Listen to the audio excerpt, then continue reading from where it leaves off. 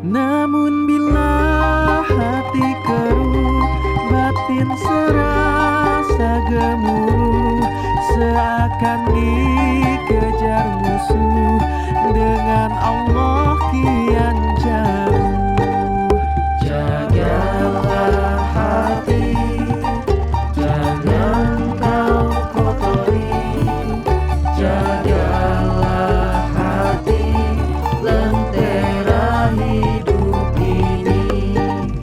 Jagalah hati, jangan kau nodai. Jagalah hati, cahaya ilahi. Bila hati kian bersih, pikiran pun kian jernih.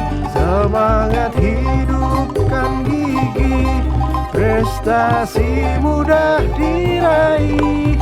Namun bila hati keruh, batin selalu gemuruh, seakan dikejar musuh, dengan Allah kian jauh. Jagalah hati, jangan kau kotori. Jagalah hati, lentera hidup ini. Jagalah hati, jangan kau nodai. Jagalah hati, cahaya ilahi.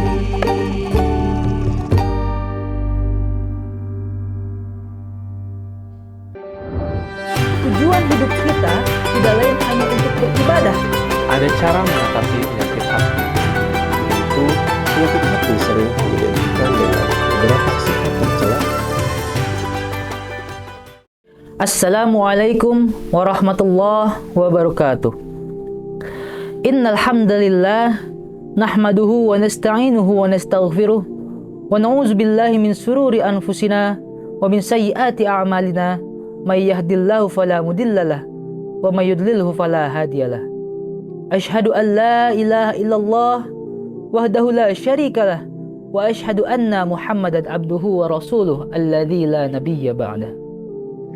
Sahabat Cahaya Rancamaya dimanapun berada, alhamdulillah pada tahun ini kita masih diberi kesempatan untuk menikmati bulan yang penuh berkah, penuh keistimewaan, dan penuh magfirah Allah Subhanahu wa Ta'ala. Di bulan yang mulia ini, mari kita sama-sama meningkatkan keimanan kita, meningkatkan ketakwaan kita, memperbaiki ibadah kita, baik yang wajib maupun yang sunnah, serta memperbaiki tujuan hidup kita, sebagaimana yang telah difirmankan Allah Subhanahu wa Ta'ala, "Wa ma khalaqtul jinna wal insa illa liya'budun." Tujuan hidup kita tidak lain hanya untuk beribadah dan meraih ridha Allah serta mendapatkan tempat terbaik di surganya kelak. Tema yang akan kami bawakan di sore hari ini adalah mengenai betapa pentingnya menjaga hati. Rasulullah Shallallahu Alaihi Wasallam bersabda dalam sebuah hadis yang diriwayatkan oleh Imam Bukhari dan Muslim, "Ketahuilah, sesungguhnya di dalam tubuh manusia terdapat segumpal daging. Jika ia baik, maka baiklah seluruh anggota tubuh, dan jika ia rusak, maka rusaklah seluruh anggota tubuh. Ketahuilah, segumpal daging itu adalah hati." Hati dalam sudut pandang spiritual mempunyai peranan penting dalam diri seseorang dan menjadi sentral bagi anggota tubuh lainnya. Begitu pentingnya hati hingga baik buruknya segala sesuatu ditentukan olehnya. Allah Subhanahu wa Ta'ala juga berfirman dalam surat Asy-Syu'ara ayat 88-89 yang artinya, yaitu pada hari harta dan anak-anak laki-laki tidak berguna kecuali orang-orang yang menghadap Allah dengan hati yang bersih. Ayat ini ditafsirkan oleh Imam Asy-Syaukani bahwa harta dan kerabat tidak bisa memberikan manfaat kepada seseorang di hari kiamat. Yang bisa memberikan manfaat kepadanya hanyalah hati yang selamat, yaitu hati yang bersih dan sehat yang dimiliki oleh muslim sejati. Hati merupakan bagian tubuh manusia yang paling rawan terkena fitnah syubhat dan syahwat. sehingga hati mudah dibolak-balikan. Penyakit syubhat adalah penyakit hati yang disertai prasangka-prasangka buruk, sedangkan penyakit syahwat adalah penyakit hati yang disenangi oleh hawa nafsu. Hati yang bersih, terisi dengan rahmat dan petunjuk Allah, sehingga tercermin dalam perilakunya yang mulia dan menunjukkan jati diri sebagai muslim sejati.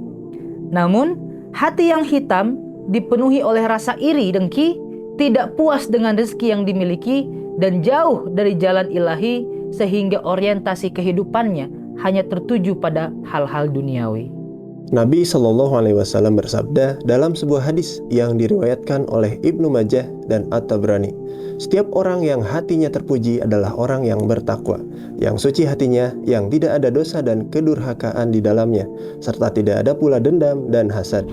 Itu artinya orang yang hatinya bersih adalah orang yang mulia, yang terbebas dari penyakit hati seperti syirik, dendam, dan kikir. Penyakit hati sering diidentikan dengan beberapa sifat tercela atau akhlakul majmu'ah. Penyakit hati yang pertama adalah sikap sombong atau takabur. Perasaan sombong adalah saat seseorang memiliki kebanggaan berlebih pada kemampuan diri sendiri. Ia memandang dirinya tinggi dan enggan mengakui bahwa ada orang lain yang lebih baik. Padahal Allah Jalla Jalaluh memerintahkan kita untuk menjauhi sifat sombong. Hal ini sesuai dengan firman Allah dalam Quran Surat Al-Isra ayat 37 yang artinya, "Dan janganlah kamu berjalan di muka bumi ini dengan sombong, karena sesungguhnya kamu sekali-kali tidak dapat menembus bumi dan sekali-kali kamu tidak akan sampai setinggi gunung." Kedua adalah mengagumi diri sendiri atau ujub. Kebiasaan inilah yang menjadi akar rasa sombong di dalam hati seseorang.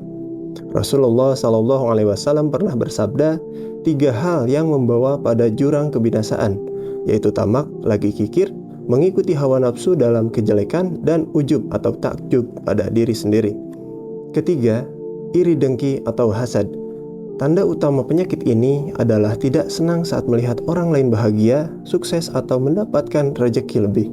Hal ini senada dengan sabda Rasulullah SAW dalam hadis riwayat Abu Dawud, "Waspadalah terhadap hasad. Sesungguhnya hasad mengikis pahala-pahala sebagaimana api memakan kayu." Keempat, suka pamer atau riya. Sifat ini muncul saat kita melakukan hal kebaikan. Hati-hati, perilaku seperti ini bisa menghilangkan pahala dari amalan kebaikan kita. Pasalnya, kebiasaan pamer atau riya termasuk penyakit hati dalam Islam yang tidak Allah sukai. Terakhir, kikir atau bakhil. Dasar utama dari perilaku ini adalah perasaan bahwa apa yang kita miliki masih kurang. Akibatnya, kita tidak mau membagi rezeki kepada orang lain yang lebih membutuhkan.